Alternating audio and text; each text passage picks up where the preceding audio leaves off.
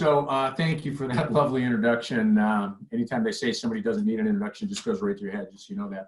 So we've got an hour, and I want to start what's really a four-part process where we've got 4 webinars that I'm going to do during the course of the next several months, where we're going to cover off a little bit about dental sleep medicine. It's taken from what would have been a day and a half or a 2 or a 2.5 day program, the lecture components, and it's a way to think about airway centric dentistry and putting it in touch with, Pankey education. To those of you who are Pankey aficionados, Pankey alumni, Pankey participants, high five, welcome back to something else that we're doing.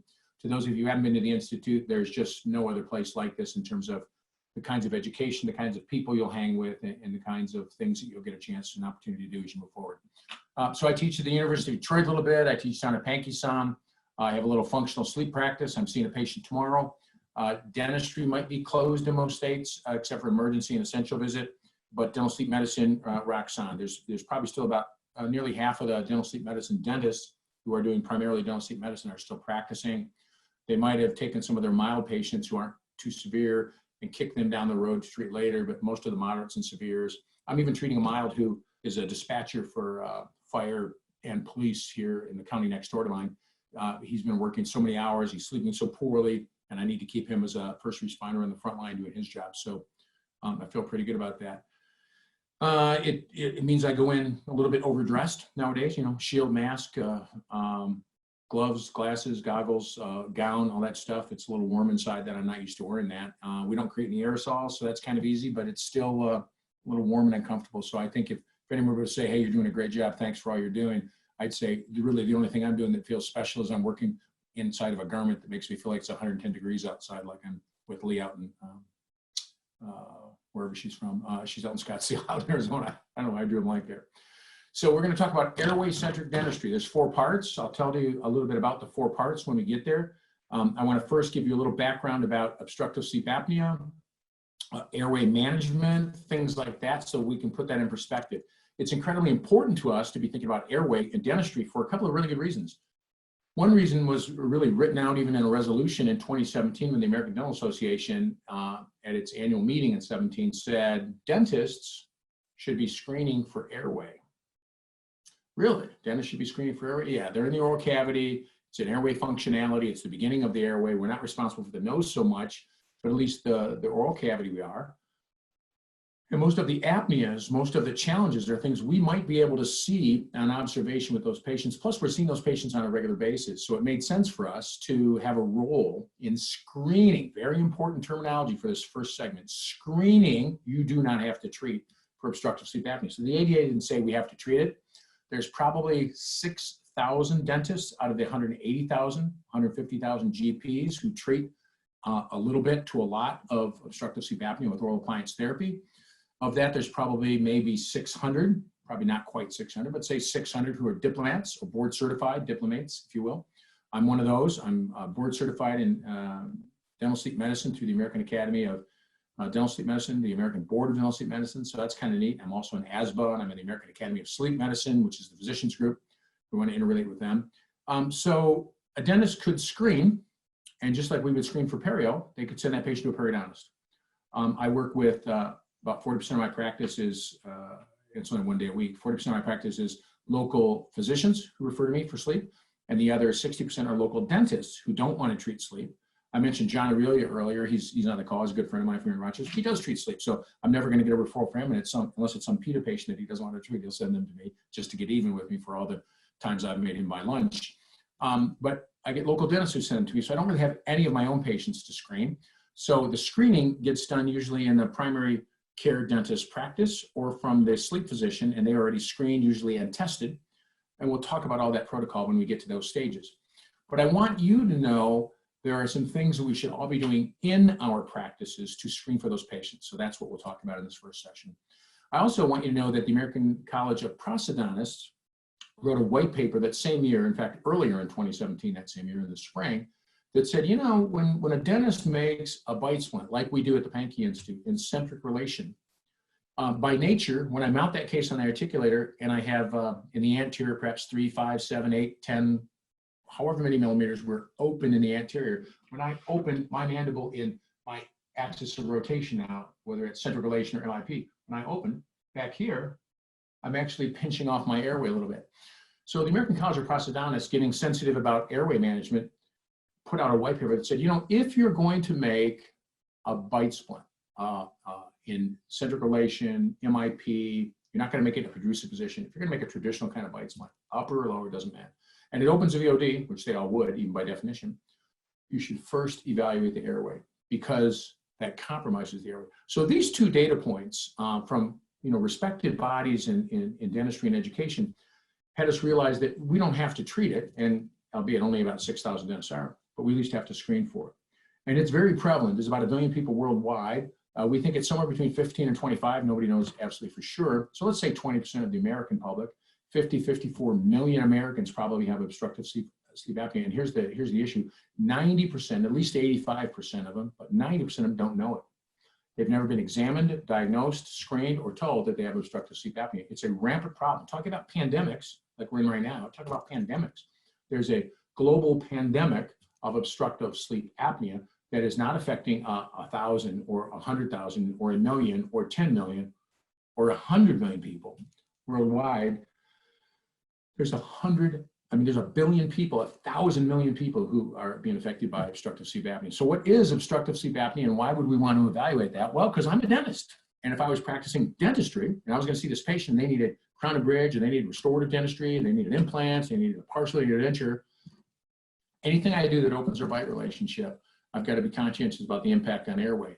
And if I'm going to restore a lot of teeth and spend a lot of money for them, giving them back the exact same architecture that they have now, maybe an improved contact surface, but basically not changing the size or shape, I've got to stop and pause and ask the question, are they spending $20 or $30 or $40,000 on a comprehensive restorative plan that keeps their bony box the same size, the bony box that wraps around their tongue? And if their tongue's a size 7, and the bony box is size 5, and I reproduce that same size bony box, I'm spending a lot of money to help them still continue to have an airway issue. So I should think about that. And then I should probably, if I screen the patient, give them an opportunity to enlarge that bony box. That could be an MMA, maxillary mandibular advancement. It could be orthodontics. It could be widening and expanding the arch. There are some great orthodontic treatments for adults, which will do that. They usually will have to have a midline incision of some kind or perforation so we can get some of that bone to expand and open up. There are some that talk about types of appliances that allow this incredible amount of growth in the maxilla. I just don't think the preponderance of thought is that works quite as well as those who are selling those kinds of devices think so. Or maybe we treat the person at that position, recreate that same size bony box, but then give them an appliance they can wear at night. Not a bite guard to protect the dentistry we did, rather a protrusive positioning device in an airway-friendly position to protect the device, the dentistry that we've done. The device would maybe even be an airway appliance that not just protected their teeth, but also maybe open their airway and reduce their AHI and solve their apnea. But I'm getting ahead of myself. What is obstructive sleep apnea? Pretty straightforward. It's the fact that as humans, we are prone to laying on our back at night when we fall asleep. Tongue falls back, closes off the airway. Air goes rippling by, makes a snoring sound. That's a sound. That's not obstructive sleep apnea. People snore, and some people have sleep apnea, and they go together quite often, but we see snorers without apnea, and we see non-snorers with apnea. So it's not an absolute. It's probably about 90, maybe not even 90%, maybe 80% or 75% correlative. But we're the only mammal that has a uvula that hangs down and epiglottis that are separated. When we started to walk upright and extend our head position, those separated. In infants, they overlap, but we quickly grow them apart. That leaves us particularly susceptible. Plus, we just don't grow our jaws as large. Now, it's not just about the snoring. That snoring is an indicator that something might be going on. 40% of American men, 24% of women snore. So that's a little bit higher than the percentage of people we see with obstructive sleep apnea. So we know it's not 100% correlative. But snoring is often related to obstructive sleep apnea. This is the snoring pattern of an airline pilot that I was treating for obstructive sleep apnea. This is an app called Snore Lab, one word, it's a free app, Snore Lab. And don't worry about the score so much, that's somewhat subjective, but look at the 4 categories: quiet breathing, light, loud snoring, and epic. Epic is loud snoring, sounds like a beached whale while they're sleeping. But this patient was spending an hour and a half of their time at night snoring. Now, if I pull their mandible forward with enough appliance and open their airway more in the back, that number is probably going to come down. Won't always. I'm really more worried about their oxygen levels, which we'll talk about later. but I want that to come down. If I can do that, I'm treating an obstruction in their breathing pattern where the air is getting caught trying to get down into the trachea and into the lungs. And as it ripples past the tongue and some of the other structures, we make this great noise. That's different than a central apnea, where in Cheyne-Stokes breathing or in gain loop or in opioids, where your body, your mind says, don't breathe. Now, in both instances, central apnea, obstructive sleep apnea, when you either stop breathing for 10 seconds or more, or there's a 30% reduction in breathing, and you have a commensurate reduction in the blood level of oxygen of 3 or 4%, your body wakes you up. It wakes you up not by tapping you on the shoulder, it sends you a bolt of lightning called adrenaline, epinephrine, heart rate, blood pressure, and that's why we see a lot of the comorbidities and issues. So we get beat up pretty bad when our sleep gets disrupted. Now, this happens to everybody. How often does it happen to everybody? Thank you for asking. It should happen to normal people 0 to 5 times per hour. 0 to 5 we consider normal. 5 to 15 we consider stage 1 or mild obstructive sleep apnea. 15 to 30, stage 2, that's where I live. And anything north of 30, stage 3. I treated a patient 2 weeks ago now who had 95.2 times per hour. That's every 40 seconds. There would be a 10-second long either reduction or cessation of airflow and a commensurate 3 to 4% reduction in his blood oxygen levels. Can you imagine how jacked up his sleep is, how tired he is during the day, how he doesn't feel refreshed? He's probably got some cognitive compensations and things like that. So this is what sleep apnea is. It's something that's unique to us as humans, and it's something that when we think about it, there's a lot of different things that disrupt our sleep. And when this disrupts our sleep, we know that we start to mess with some of the things that are supposed to be going on. When you and I go to bed, we're supposed to spend the preponderance of our time in stage 1, 2, and 3 sleep, and then we go into what's called rapid eye movement or REM sleep. And there are certain percentages, certain amounts, they change a little bit with age. Everybody needs a little different of each. There's no hard and fast formula, but we know that if you don't get enough of the different stages, different things happen. We know that in deep sleep, stage 3 sleep, we're usually doing musculoskeletal repair. Our body's feeling better. You worked out, you exercise, you played golf, and your body's healing muscles and joints, growth hormone, growth stimulating hormone, somatotropic activities are going on. During REM sleep, which is usually the second half of the night more so, we're a little bit more paralyzed, so we don't act out those dreams. And during REM sleep, we're fixing this stuff up here. We're consolidating memories, and we're clearing out a lot of the chemicals that seem to help develop some of the plaques that interfere with our normal cognitive functions. That's why they're seeing those amyloid activities and plaques forming in dementia patients. We're seeing that a lot more of those form in people who have disrupted sleep. They're finding that disrupted sleep patterns often contribute to earlier dementias, earlier forms of Alzheimer's, Lewy body dementia, things like that. The cost of having these kinds of problems that we have in terms of sleepiness is exacerbating to society. Just in the countries here alone, there's billions and billions of dollars, hundreds of billions of dollars in lost time and wage, et cetera, in terms of how difficult this disease is in terms of its impact on society and mankind.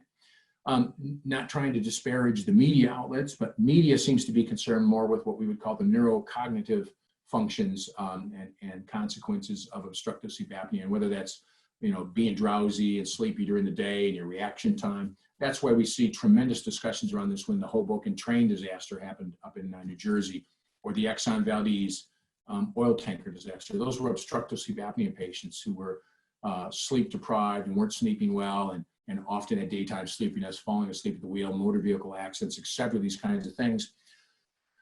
This, that kind of activity is really a better story, I think, to talk about than somebody being more susceptible to cancer because their immune system is depressed because they don't sleep well, or that we get more heart attacks or arrhythmias or strokes, or we see more diabetes and weight gain, quality of life, higher levels of inflammation. That just doesn't sell newspapers.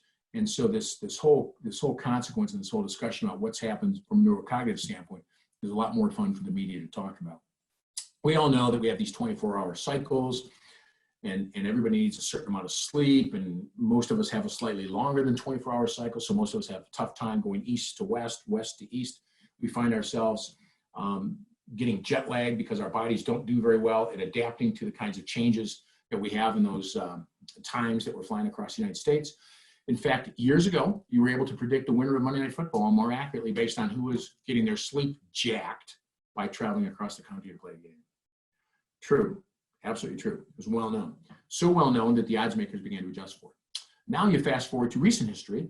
The Chicago Cubs won a World Series a few years ago after 103 years of absence. And one of their advantages, they certainly had good players, good pitchers, good hitters, whatever else it takes, great fans, good managing, coaching, base running, all of that.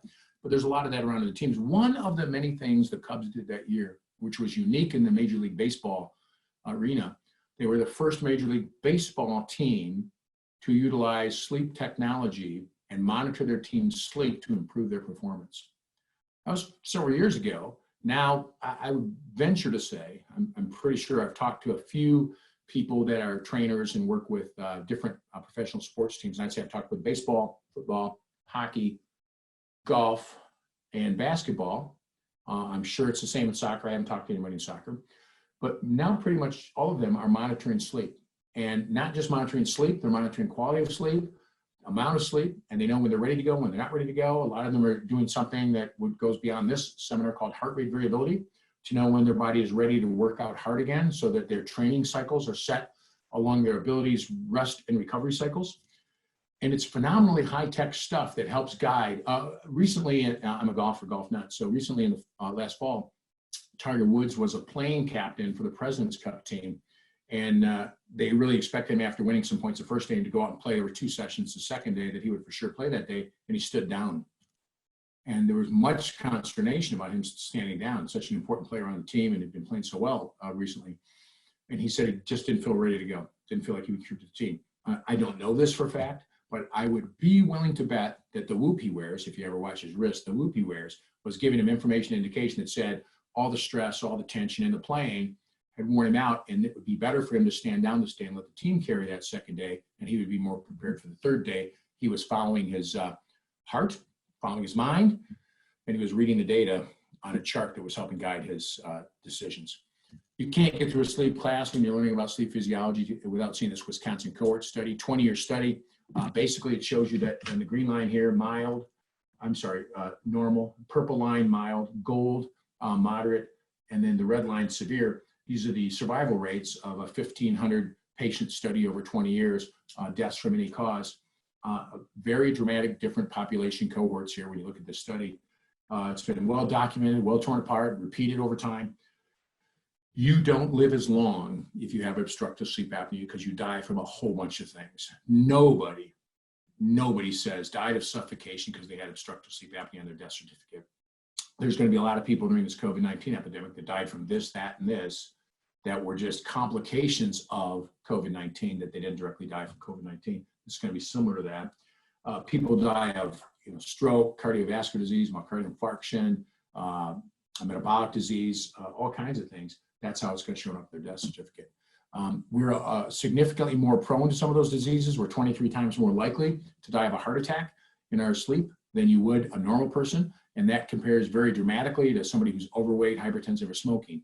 Reggie White, the football player, Antonin Scalia, the Supreme Court Justice, at a hunting lodge, goes to bed at night, maybe he's had a couple of cocktails, lays down, his CPAP machine is on the bedstand next to him, he never undresses, never puts on the machine. He's having those episodes, however many, and boom, as his heart gets challenged with that thump of adrenaline and epinephrine, he's not prepared to handle that challenge. Because, I mean, think about it. Just think, how do you have a heart attack while you're laying down and resting in bed? In Michigan, we talk about heart attack season is when you're pushing cars out of the snowbank in the winter. So if you're laying down and resting, how do you have a heart attack? Where's the stress coming from? And so that's an interesting sort of combination of those two kinds of ideas and thoughts that you want to combine. We see, this is probably my favorite slide. I've been lecturing and teaching now for probably on sleep since probably 2013, 2014. I was diagnosed in 2012. I made my first sleep device teaching down at the Pankey Institute, oddly enough, almost 30 years ago, teaching with Keith Thornton. Keith is the T in the TAP appliance, Thornton anterior positioner. That's when I first got in the sleep and did that for a number of years. And I realized we weren't working with physicians. We were telling people we're treating them for snoring. You can't do that. You have to get a sleep test. You have to have a prescription from a physician. We'll talk about that in upcoming webinars. But I remember teaching with him, getting into the sleep stuff. And then fast forward 2014, I'm lecturing and teaching for Microdental Laboratories. and we developed a product there called the Micro 2, which has evolved, and it's now a little bit different product, but it's called the IA, the Prosomnus IA, and it's the #1 prescribed oral appliance for sleep in North America today. And I was on the team that helped develop that. I'm kind of proud of that. Kind of a neat company, but I remember when I first started using this slide, that's my point, is this slide is phenomenal. If you look at the gray section on the inside of each of these, that's the normal distribution from youngest on the bottom, 30 years old, to 95 at the top. That's a normal distribution of those disease states: diabetes, arrhythmia, heart disease, which is cardiovascular, so that's a myocardial infarction, stroke, hypertension, depression, and congestive heart failure. And the normal distribution is the inside grays, and then the red dotted lines on one side and the blue dotted lines on the other are women red, men blue. How much more of that disease is present in an OSA population? Scary as hell. The #1 cause of arrhythmias, for example, and arrhythmias are so strongly associated with stroke that if you have an arrhythmia, they won't treat you in any way, shape, or form hardly without getting a sleep test first, because they know that's so strongly associated with that particular disease manifestation. Another reason that we're seeing so much more obstructive sleep apnea is we breastfeed. I remember holding my kids horizontally and sticking a bottle in their mouth. You didn't have lunch today or have breakfast today laying down, you ate sitting up. When we do that, it irritates the tissues in the back of the mouth and the throat, the tonsils, and it's easier for us to begin to develop that irritated back of the throat, enlarged tonsils, and a challenged airway. We also eat a different kind of diet than we did 400, 500, 600 years ago by cooking our food, using a knife and fork. Our mandibles and maxillars aren't grown as large. You just look back half a millennium and you find these gigantic mandibles on all of the skeletons, and there's room for everybody's wisdom teeth, and the lower anteriors are canted out. There's much stronger vertical determinants for occlusion, and that's because of the kind of diet we eat. Now, I don't want to go back to a paleo lifestyle, maybe a paleo diet, but not a paleo lifestyle. But it's those kinds of things that have contributed to us not growing as large. Think of it this way: not growing as large of a bony box to hold this bony tongue. Hold this large tongue. So if our tongue is a size 7 and the bony box is size 5, we're screwed. We need a 7 and 7. In fact, I need a 7 and 7 right now because it's getting near the end of the day and it's 5 o'clock somewhere. Nobody even knows what a 7 and 7 is. 7-Up soda pop and Seagram's 7 Crown whiskey.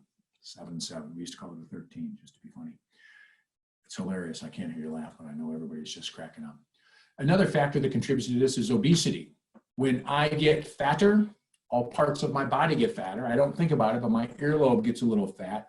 My nose gets a little fat. My eye, I don't think about those kinds of things. But your tongue is a wonderful muscle that's very marbled, and the marbling is, of course, fat. And so tongues enlarge, necks enlarge, and as my neck enlarges, my tongue enlarges, it becomes easier, because my bony box didn't get any bigger, for the bony box to become compromised in terms of being able to compensate for the tongue. And so it's easier for the airway to close down. This slide is sad. Steve Carstensen turned me onto this, I teach with him, but he leads the sleep course down at the Institute, which if you're looking for a great way to get trained up on this, I think we're doing it virtually this year, so that's going to be interesting, but leads the regular and the advanced course. He's an incredible educator, and he brings in some of the top people, pediatric airway orthodontics, physicians, people that help you with your billing and everything like that. It's just an incredible course. These are obesity trends in the US population. And if you look at the first picture, that's 1994. No state in the nation had obesity that went beyond 19% of their population. 5 years later, they added a category. 5 years later, they added another category. 5 years later, they added another category. And here we are 6 years ago. And you can see that virtually every state except for California and Colorado has exceeded all of the previous measurements and metrics that we had for obesity across the country. We had to go to now higher amounts. It's just bizarre. As we get fatter and the tongues get fatter, we're going to be more and more challenged to be able to compensate for all that with the bony box size that we have. So that's going to give you a very brief, and I apologize for the speed with which we covered that, but I wanted you to get a feeling, because I don't know where everybody is. There's literally hundreds of people. If I were live, I'd be very intimidated to be in front of 547 people right now. I'd be thrilled, but I'd be intimidated. And I don't know where everybody is. I don't know how much you know about obstructive sleep apnea, the blockage, the hereditary component, the phylogenetic component, the obesity contribution, but I want you to get a snapshot picture of two things to this point. A, why is airway important? It's important for us as dentists because, and I think we answered that, and the ADA has resolved and the ACP has written a white paper about it. Two, how does airway supposed to work, and what are the kinds of things that are making it not work? And those two things understanding why it's important, and what the normal physiology, so that we understand the pathophysiology and the etiology of the disease, will allow us to make better decisions about treating obstructive sleep apnea. There's 550 people in the room, and none of you may decide, although I know many of you in the room, and I know that you do already want to treat obstructive sleep apnea, some of you already are, may never choose to treat a patient and make an oral appliance. That's okay, but we should all have the knowledge, just like perio. I may never want to do periodontal surgery or scaling and reclaiming, but I have to have the knowledge base to be able to screen for my patient population and then make the appropriate referrals in those cases. And if you want to talk about some rewarding work to do, referrals too, to take a patient who's an obstructive sleep apnea patient and get them back in their bed with their spouse because they're not snoring, get a reduction in their comorbidities, maybe get their high blood pressure under control. There's a lot of drug-resistant hypertension caused by obstructive sleep apnea. You know that you're reducing their risk of death by any of these comorbid causes.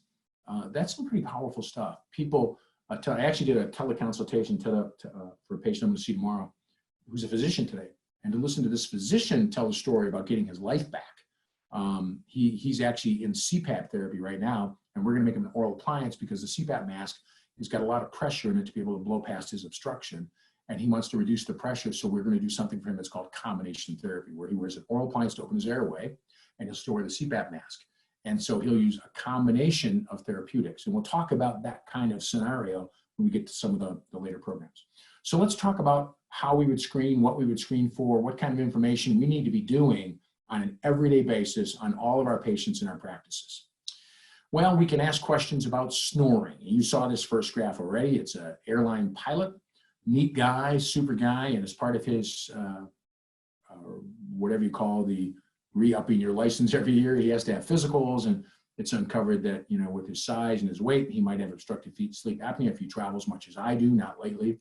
You'll see people traveling through the airport with their CPAP machines on top of their luggage. And you'll see airline pilots too, and that's okay. You want to see that because that means last night they wore that, and when they wore it, it sent data up to the internet that showed anybody who wants to see it that's allowed that that particular person did their therapy, and so they're cleared to fly the next day. In oral appliance therapy, there's little chips we can put on the side of these devices that make sure that they're being worn a certain amount of the time. We're going to soon see cooler and cooler chips that are going to allow us to read pulse oximetry, heart rate, lots of other things. But for now, they're just reading compliance of wearing the architecture. So this is the patient on April 18th. You can see the dates. That day he came in, he'd recorded on his SnoreLab app, and we talked about it. Epic, 1 hour and 25, loud 144. We delivered an oral appliance in a down and forward foot posture, about 50% of the range of motion that he has from retrusive to protrusive. So we didn't need more than that. We needed more than that because we're using a device that has a lot more tongue space. It's a lot smaller, very comfortable to wear. And that's that ProSomnus IA. I use a lot of those. And so we put him in an IA. He wakes up the next morning and says, holy cow, I slept so much better. My wife says I didn't snore. Well, she lied. He snored 4 minutes instead of 1 hour and a half. And he had about an hour's worth of heavy breathing instead of 1 hour and 44. And if you can, and I don't like that 165 to 68, don't worry about that snore score. That's there's no science behind that. But whatever that is, you can see the reduction in his snoring activity, whether you look at the color, that number, the amount of epic. That cat had a better night's sleep. And his AHI score maybe came down. Maybe not. I don't know. So he wore that for a few days. We advanced him another millimeter, and he got a little bit better. He wore that for a few days. We advanced him another millimeter. So now he's 2 millimeters forward of his 50% range. And I would think, and it proved out in testing that he'd resolved completely. He now gets a wonderful, and look at how his amount of sleep changed too. And he said he couldn't believe how much better he felt during the day, had so much more energy. These patients tell you wonderful things. I remember a dental hygienist we treated once. I text her in the morning. I always text patients in the morning, say, how'd you sleep last night? First night with the appliance, which I know that's kind of creepy, but how'd you sleep last night? And she texted me back a picture of her dog sleeping on a pillow in a bed. And I said, what's that? And she goes, I want to introduce you to Sully. That's my dog. It's the first time Sully has stayed in bed with me in years because I snore so bad. Sully leaves the bed. So one of the screening activities we could use is thinking and talking about the efficacy and the treatment for snoring. This is an app that I wear on my wrist all the time. I have a Fitbit Ionic, a Fitbit Charge 3 and 4, the Ionic, the Versa. Some of these have technology on them. My Fitbit gives me a hypnogram. Crazy. That's what you see over on the bottom on the left. That's the tells me what stage of sleep I'm in. Also gives me a pulse oximetry reading. It doesn't give me the absolute numbers or values about my oxygen levels, but you see that little jump in that one, the good numbers to the bottom, the bad numbers to the top. When it crosses that line, we think that's about 85% that somebody's sleeping and has a certain amount of variation in their oxygen levels. And if it gets really bad, down to 85%, it'll record it as that change in color, that orange blip. So this person had a certain amount of sleep. It'll tell you how many hours of sleep, how much time you spent in each stage, and it gives you some really good information from a screening perspective. So we're going to see patients coming in asking questions. I've had patients ask me if they could borrow a pulse oximeter to calibrate their Garmin pulse oximeter that they wear every day on a watch. This is my bed on the left. I got an 82 score that night for Mark Sleep. My bed has a Sleep IQ technology in it. It's a sleep number bed where you get the number for how much you want to inflate the mattress thing for density and stiffness and rigidity. And so it tries to tell you, how you slept, and the green is good, and the yellow is restless, and the red is got out of bed to go pee. Over on the other side is a software called Drowsel that you can download that asks you a bunch of questions and then records your snoring sounds and maybe picks up on whether you're breathing or not, and can sort of start to tell you whether or not you might have apnea. What you see in all these wearables, what you see in all these consumer technologies that you can wear, is we're starting to see a consumer-facing diagnostic interface for obstructive sleep apnea. Not just risk of screening. There's a couple of these out there that already have provisional FDA approval and have hidden technology in them. My Ionic, I've had this for several years. When I first bought it, I'll take this off and show you. When I first bought it, it has this little light on the underside that's blinking. And I said, holy crap, that's a pulse oximeter. But it didn't show me anything in my software, anything on my phone, anything about pulse oximetry till about 6 months ago. And about 6 months ago, they were able to get enough studies done and enough approval that the Fitbit people turned on the data application and connection for the pulse oximeter that was in your Fitbit and began to show you data. So that was really interesting. We're going to see more and more of this kind of stuff, so sit down and get ready. There's also screening tools we can use that are very sophisticated. This is a screening tool for my software platform. We use a software called DS3, Dental Sleep Solutions. And it's really good. We like it. I had my daughter, who runs my sleep practice, interview all the companies. She chose this one. And then after we were using it, they saw how proficient we were with it, and they hired her. So she now works for Dental Sleep Solutions 2 days a week, and for me 1 day a week on my sleep practice, and makes a comfortable living for herself. And her husband sells implants for Implants Direct. So a nice dental family we've got indeed, at least on that side. So this is a screening tool where you ask a bunch of questions. You ask, and I'll show you some of the questions in a minute. And it gives you kind of a running arrow that goes from green to red. Green's good, red's bad. And it lets the patient know whether they're at risk or not at risk for sleep apnea. But to do a tool like this, and there are other tools like this on the internet, there'd be some information you'd have to gather, some questions you have to ask, or the patient would have to seek this out. This is on our software, so it's a screening tool we can use with patients to show them. I'll show you a thing that I actually use far more often than the screener that's built into my software. There's a couple of tools that have been out there for a long, long time, and some of them are extremely useful, and there are some that are extremely useless. But like it happens in medicine and dentistry, sometimes there are these useless, antiquated tools that are extremely outdated, which nobody cares about anymore. But the insurance companies who pay the bills for everybody still wants to know that information, because historically, they've got a long data trend on that. Okay, so we'll ask those questions. Well, it turns out that the one that I want to share with you first is one of those useless pieces of information. I shouldn't say that. It's not useless, but it is not nearly as useful as you would think it is. It's called the Epworth Sleepiness Scale, the ESS. I prefer to think of it as the Epworth Drowsiness Scale. Do you feel, how drowsy would you feel rather than how sleepy? And it's a language thing. It's important. Neurolinguistics are that. How likely are you to fall asleep if you're doing the following things? And the following things could be sitting and reading, watching TV, lying down in the afternoon, taking a ride in the car, after lunch, and you add these things up, 0 to 3, 0 to 3, 0 to 3, 0 to 3 times 9, so there's a maximum score of 27.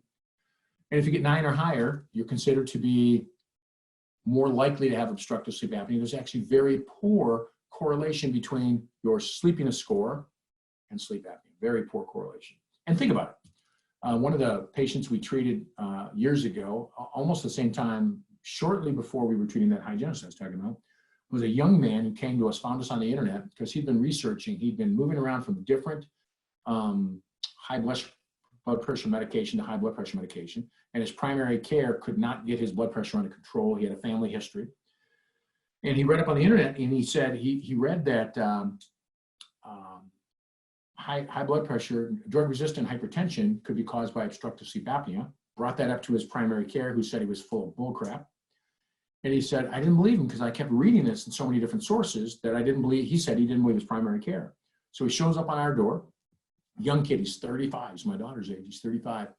And sure enough, we tested him, and guess what? He had obstructive sleep apnea. Wasn't fat, did snore, has obstructive sleep apnea. We treated him, his AHI score came down, his snoring was under control, it was great, but his Epworth sleepiness scale got worse. How could that happen? Well, while we were treating him, his wife had triplets, 3 babies at home. So sleepiness could be your job, sleepiness could be your partner snoring, sleepiness could be your lifestyle, sleepiness could be your alcohol consumption, so many different things. So you could see where the correlation between treating his AHI scores, oxygenation, everything that we talked about that was his obstructive sleep apnea was totally unrelated to his sleepiness. It was, he said, we got ready to do his post-treatment sleep test to make sure that he was treated well. And he said, I think we should put that off for a while. His pulse oximetry was good. I said, okay, I'm good with that. When the babies are old enough that you can get, 4, 5, 6 hours sleep and get a good study test, we'll go back and do that. However, most insurance companies want this information beforehand. There is still some good information in here because most patients, whatever their ESS is, 6, 12, 18, treat them for their obstructive sleep apnea, that number should come down. That number should get better. And so if that number gets better, then we start to think that's a quality of life measurement that we're hoping to also improve. Not as objective, a little bit more subjective, not as objective as oxygen levels or AHI scores or heart rate or how low did your oxygen go, how much time did you spend below 90. We'll talk about some of those things when we talk about testing next time. But still, there's some useful nature to it. There's a lot of papers actually where you can read changes in the Epworth sleepiness scale in patients that got treated, but it does not work very well as a correlative factor as to whether or not you have obstructive sleep apnea. There are several different tests you can use. Look them up online, Berlin, etc. Lots of other ones. This one, though, is rock solid. This one's got about a 90% correlation as a predictor. If you have 3 of these factors, you're at moderate risk. If you have 4, you're at high risk. So let's score me. Do I snore if I wasn't wearing an oral appliance? Yes, I snore, so I get 1. Am I tired? Many of you in the room have been around me. You've never seen me not going full tilt boogie. I am Tigger. I want to bounce all the time. So I'm never sleepy during the day. Has my wife ever seen me stop breathing at night, especially for 10 seconds longer? Never. And she's caught me snoring sometimes pretty good, especially when alcohol is involved. I do not have hypertension. I might add arrhythmias to that too today if I were rewriting it, which we will in a second. So I don't have high blood pressure. So far I'm looking pretty good. I only got 1 out of 4. So I'm going to stand up for a second here, and honestly, I do have pants on, even though I'm doing a webinar. I don't have my shirt tucked in. I'm comfortable. But, when I turn around and look, I'm a big man. I'm 230 pounds, 235 pounds. I'm 6'3". I look like a tight end for the New England Patriots or something like that. Maybe not. Okay, so, but I'm not fat looking. I don't look fat. Not many people tell me, Mark, you look overweight, or as Rich Green used to tell me down at Pankey, if I gained a few pounds, he'd say, Mark, you're looking so prosperous. I like that humor. But my BMI is 30. At 235 pounds, my BMI, you can do the math, is 30. So technically I'm obese. So even though I don't look or feel super fat, I know I'm a little overweight. I'm carrying more weight than when I used to run marathons, that's for sure. I was 195 pounds. I don't think I'm going to see that again. But I should probably be 210 or 215. And that's 20 pounds, 25 pounds less. And if I were, my BMI would drop down to 27 or 26. And that'd be more manageable. So oops, now I got 2 risk factors. I'm 63, so I'm over 50. My next is 17.5, and I'm male. I have 5 of the 8 risk factors. And so many people who are male, over 50, and overweight have 3 just like that. If you snore, boom, kiss of death, you've got obstructive sleep apnea 9 out of 10 times. Incredibly sensitive series of questions. However, I've seen people that met so many of those criteria. We test them, and they snore to beat the band. I remember a fireman that was big fireman and snored that they were kicking onto the firehouse, and he did not have apnea. We could treat his snoring now. You can't treat his snoring, by the way, until you prove that he doesn't have apnea. But He did not have obstructive sleep apnea. He just snored like a chimney. And then I've seen little teeny petite females, or men, but little teeny petite females, usually maybe a little micronathic, but who don't snore, don't look at all like they have apnea, and they test out to be severe. See, because it's a lot more about the propensity of the anatomy, the size of the bony box, the size of the tongue, sleep position, et cetera, et cetera, et cetera. Now, I've taken this stop bang, S-T-O-P-B-A-N-G, each stands for one of those criteria questions, and created my own little, this is a referral slip that our referring dentists use. They do a stop bang, they do an upward sleepiness that's very non-invasive, have the patient answer that, and then they talk about the upward sleepiness scale so that the upward sleepiness becomes part of their health history. When the patient answers that, the hygienist or the dental team looks at the patient, making kind of a visual assessment of age, weight, all that kind of stuff, risk factors, and makes a determination based on that and the upward sleepiness scale, should they ask the stop bang questions. Stop bang's a little bit more invasive. What's your neck size? Are you fat? Those kinds of things. Are you overweight? And so there's that little bit of a difference to the questioning intensity, if you will, the personalness of that, or the invasiveness of the questioning. So upward sleepiness, everybody's filling that out as part of their recare examination. Not every time, but whenever you're redoing the health history, maybe periodically every 3 to 5 years, you're doing more of a comprehensive exam again, and you include a revisiting of the entire health history. That'd be a good time to update that. Or if you hadn't updated the health history, so by the way, would you take a second before you go back and fill out these forms? And one of the part of the forms, any changes in medication, any hospitalizations, would you please answer the following 9 questions? Upward sleepiness scale, boom, now you've got a window to open this conversation with the patient to screen for obstructive sleep apnea. And I would probably consider something like this as an easy conversation. Do you snore? Has your spouse ever seen you stop breathing? Are you over 50? We should know that from our biographical information. Are they male? You should be able to tell that. Are they overweight? And that's a little bit easier than BMI, because BMI, I've got to get them on a scale and I've got to measure their height. But if a person considers themselves overweight, unless you look at them, they're skinny and they're suffering from a disorder about their size, then if they consider themselves overweight, their BMI is probably 30. They don't have to look terribly fat. Neck size, 15 in women, we can measure it, we do that, or 17 in men. And so do you have a large neck? And so what shirt size do you wear? Men usually know, women don't. High blood pressure or arrhythmia. I think that's a failure of the original stop bang. I would add arrhythmias to that. And do you find yourself tired very often during the day? Any drowsiness, sleepiness, like it said on your upward sleepiness scale? And then down at the bottom, you can see where it says 3 or more, or 3 is moderate, and 4 or more, 4, 5, 6, and 7 are all the same, high risk. And now you've got a reason to have a conversation with that patient about how and why they should get a sleep test. We use 8 specific slides in patients when we're doing a consultation. I sent them to the physician today. I reviewed them with him over the phone when we were talking. And those 8 slides kind of tell, you saw several of them in the upward sleepiness, the Wisconsin cohort study, the 23 times likely to have a heart attack, the picture of the tongue falling back in the throat, and all the different comorbidities. And then we do a little bit about things about what testing looks like and treatment looks like. And you'll see some of those slides forthcoming out of this deck. So I use those slides to tell the story to the patient so they know, how much, what they're at risk for. Also things like if they're large, if they have GERD, a large tongue, or tonsils, we certainly see when somebody's got a scalloped tongue or vaulted palate kind of things, narrow maxilla, retrognathia, those are all things that become observations as well.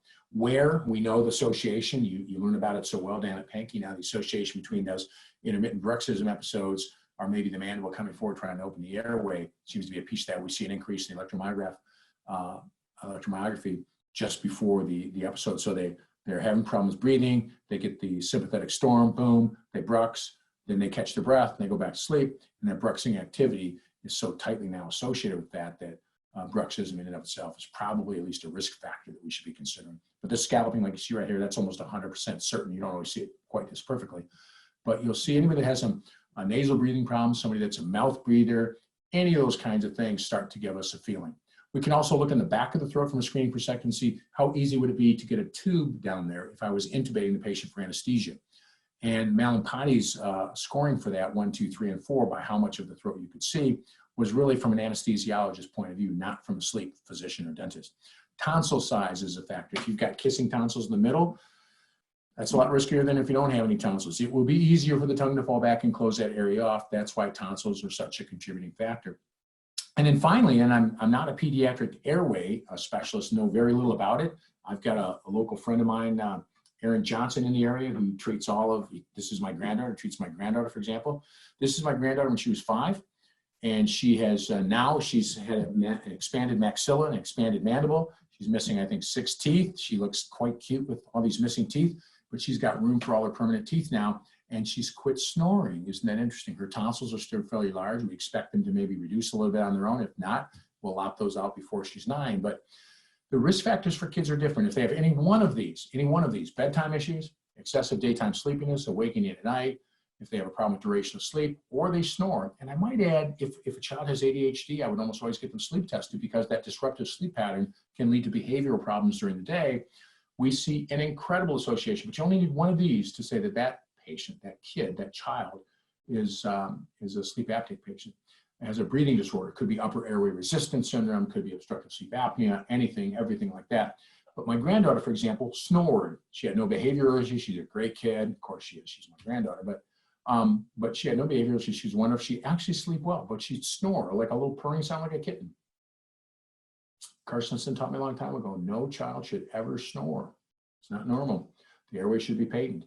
So sure enough, my grandson, interesting, I've got a boy and a girl, and each have a boy and a girl. So my grandson on my son's side, my son's son, that's good, has snoring issues. You can just tell he's got some breathing issues. He looks like a mouth breather, pretty typical. And I guess the way I would tell the story kindly is that I nudged and I nudged and I nudged for a while about getting something that done, but it wasn't, they went through a couple of different pediatric ENTs to finally one pediatric ENT thought we should get his tonsils out. So they went and did his adenoids, and sure enough, guess what? He quit wetting the bed at night. He had gone to wetting the bed, so quit wetting the bed at night. That's another thing we'll see. And slept better through the night and doesn't snore as much anymore. He's still got a little purring once in a while. So I still think he may need a little bit of growth, but he's already in a pre-orthodontic program. He's 9. My granddaughter is not ready for ortho in any way, shape, or form. So she sees a pediatric airway specialist, Dr. Johnson, and Aaron's treating her. And then when she gets a little bit older and is ready, I'm sure she's going to need some orthodontic help, and she'll go see the orthodontist for that.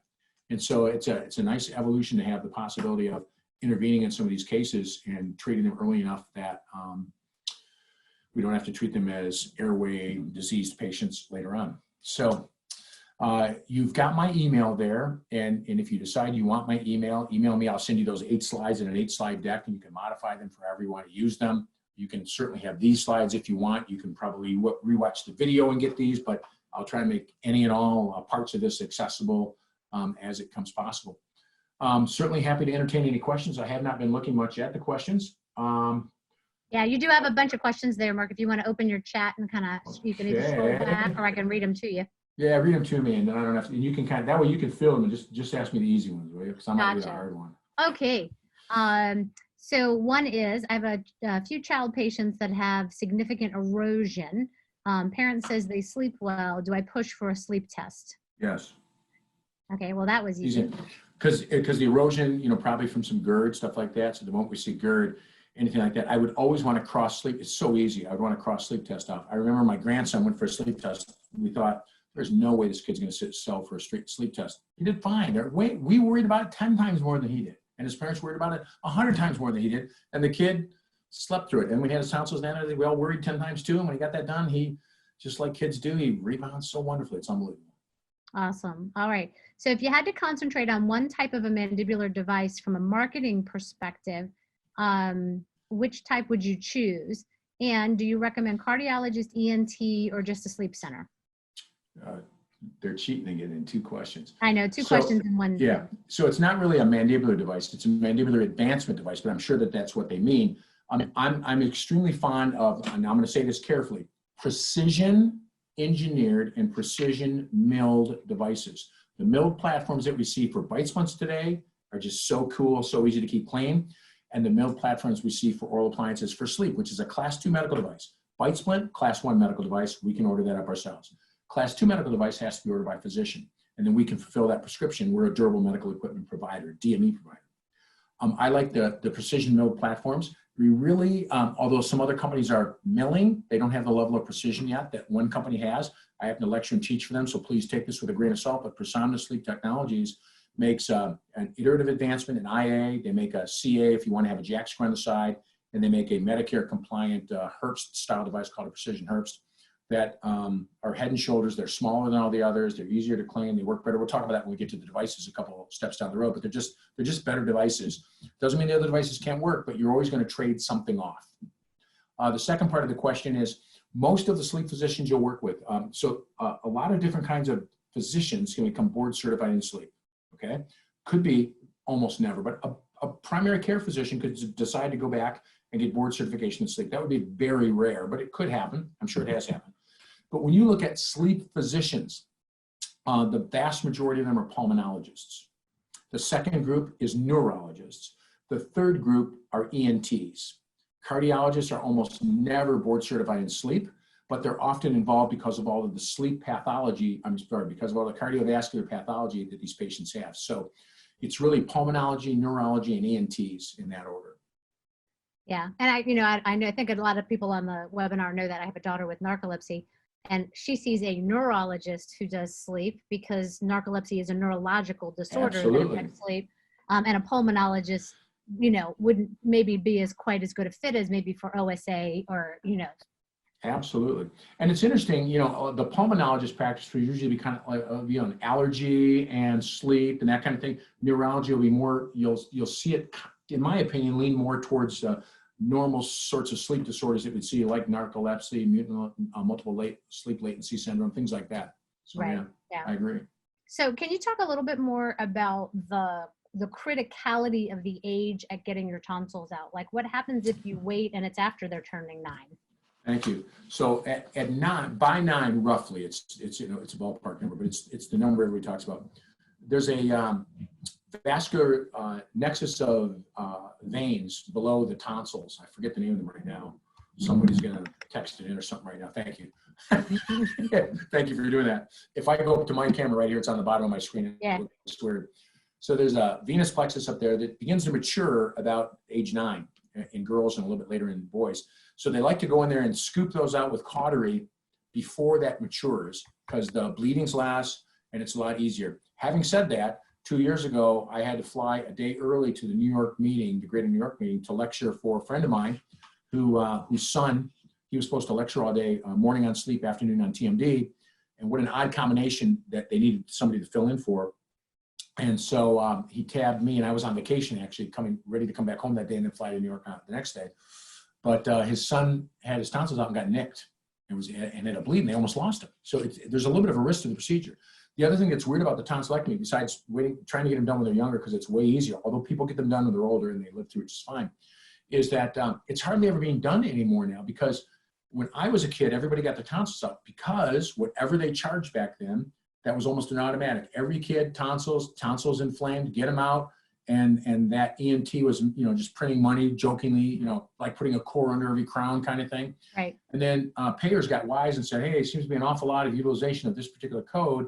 And so they started to clamp down on it. And anytime there's a growth in the code, there's a decrease in reimbursements. Today, you're going to be shocked. Think about what you get for a crown, ladies and gentlemen. Think about that for a second. If you were to go in and remove an 8-year-old's tonsils on both sides, the average reimbursement is between $250 and $400 for that physician. Would you do that? No way. No way would I do that for $250 to $400.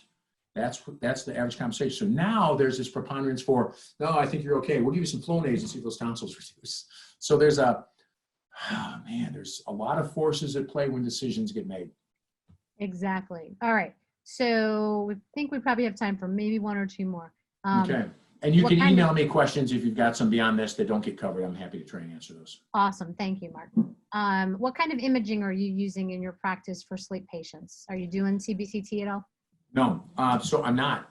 I'm going to start using pharyngometry. I think I want to test that and play with that a little bit. It's a sound wave down the tube that measures volume. And then we make some comparisons with that in different positions and see if that helps us be predictive of where we should treat them or if we can treat them at all, responsiveness. We don't have great data on pharyngometry. We don't have great studies on pharyngometry, but so everything I'm going to say is somewhat anecdotal, and those who use it would not say it's anecdotal, but I think if you really look at the literature, you'd feel that's true. But we've designed and we're prepared to initiate, but the COVID thing came along, a giant study of several hundred patients to do that with the company. When you look at CBCT, there's no correlation on a predictive value about whether or not the patient's going to be treatable. It's don't mishear me, pharyngometry is this too, lots of this too, but it's a wonderful parlor tool to show a patient, here's your airway, move your jaw forward, here's your airway. Doesn't that look fantastic? Has no predictive value, no treatment value, and some are saying that's the same for pharyngometry. Now there are some, should we have a Panorex radiograph? Yeah, is CBCT helpful in some other ways? Of course, from a diagnostic standpoint. Because I'm seeing them from a physician or from a dentist who already has responsibility for the care, I don't do much with imaging. I think probably the thing you're going to see me do is pharyngometry. I rely on the imaging that dentist already has, or that the physician feels that patient may need from the standpoint of whether or not we would do that. And just think too that if I start to say, here's the imaging I need so that I can make a diagnosis of obstructive sleep apnea, I'm starting to infringe on what the physician's supposed to be doing. They read the reports, they read the studies, they make the diagnosis. Now I could use that information, the imagery from a CBCT scan or pharyngometry or Matrix Plus or any of the other things we might do to say, will that help me decide where to put the mandible? Will that help me decide if this patient's going to be a responder? Now we're having a discussion that's good. But we don't, probably the Matrix Plus so far has the most solid data and studies on the predictive value. And pharyngometry seems to be getting a close second, but even the CBCT people will not tell you that that's going to be predictive about treatment success. Right. And it's like a lot of things. It's, you know, what we know about this has changed and evolved over X number of years because this is still burgeoning science in some ways. Totally. Right. And so you do have to sort of stay on top of what you're doing. So we are at the end of our time. So Let me just say one quick statement about imagery. Go for it. And the other thing I remember about imagery is I was always taught to think you would always take an image of any kind when it would provide more clarity to improve the information you needed to make a diagnosis and a treatment plan. And so if I know I'm going to advance that patient's mandible and I believe I can open their airway and a snore test has been positive, stuff like that, this significant imagery might not change or enhance that diagnosis and the treatment plan at all, and therefore would not necessarily be utilized.